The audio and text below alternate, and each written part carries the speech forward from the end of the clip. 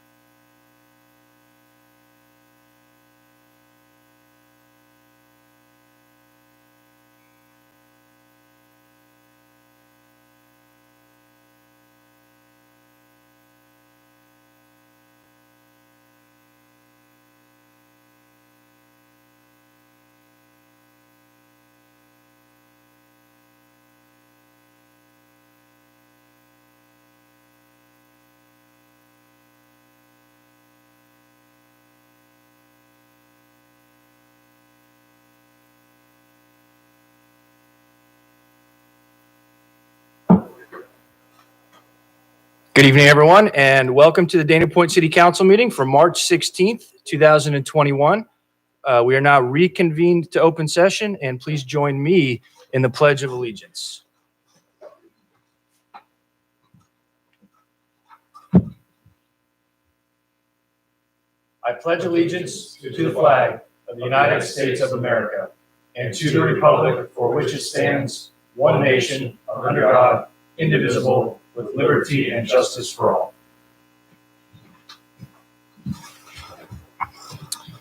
Thank you very much. We are going to start tonight's meeting with some presentations. Mr. City Manager, do we have the employees here?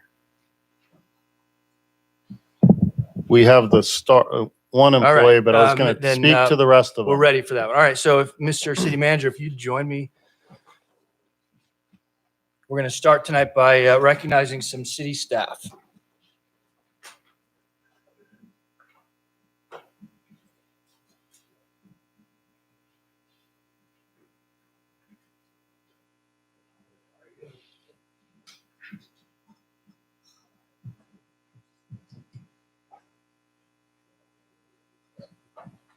So, as everyone probably can appreciate and understand, COVID put some serious stress on our city staff and required many of our city staff to go above and beyond to make operations here at the city work and even well beyond. So I'm going to pass this off to our city manager, Mike Killebrew, who's going to recognize some folks. First of all, we do have a star in the room in regards to the countywide vaccination efforts for COVID. If Rob Capabianco from the Fire Authority could stand up and actually wander on up here. Rob was tagged to be the incident management team lead to put together the entire vaccination effort with help from the rest of the county departments. So I just asked him to come up here, but I'm really happy to report that we had about a fourth of our workforce actually volunteer to go work on their days off at the vaccination sites to help get the county vaccinated. So they've been at the Soka University site, I believe Disneyland, and now the Anaheim Convention Center. But literally 16 of our roughly a little over 60 employees have been up there. We've got 3 standouts. I'm going to mention 2, and the mayor is going to talk about one. Jeff Rossler and Ted Harris were assigned full-time for several weeks, helping out another member of our team. But beyond that, I'm just going to read the names into the record. Our other staff that volunteered on their time off: Alicia West, Bernice Lorman, Brenda Wisniewski, Brian Mickelson, Diane Wiemeyer, Eve Cudahy, Kathy Ward, Matt Kunk, Michael Whitty, Monique Leone, Ray Orpeza, Shelley Velez, and Tamara Theodosin all volunteered on their own time to go up and work at the pod sites, and I really am extremely proud of them and our city staff effort to help out the overall cause.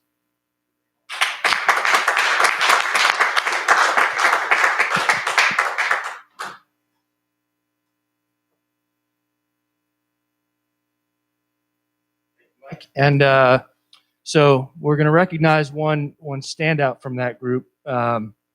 James Shadle, we're recognizing tonight as our City Employee of the Quarter.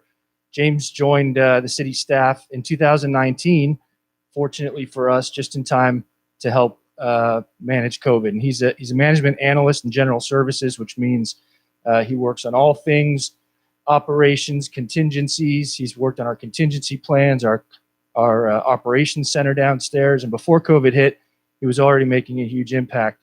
And after COVID hit, as Mike alluded to, James was identified as having some special skills that he could go lend to the county. So James is joined us after he's a retired Marine Corps Sergeant Major, joined us after a very long, successful career in the Marines.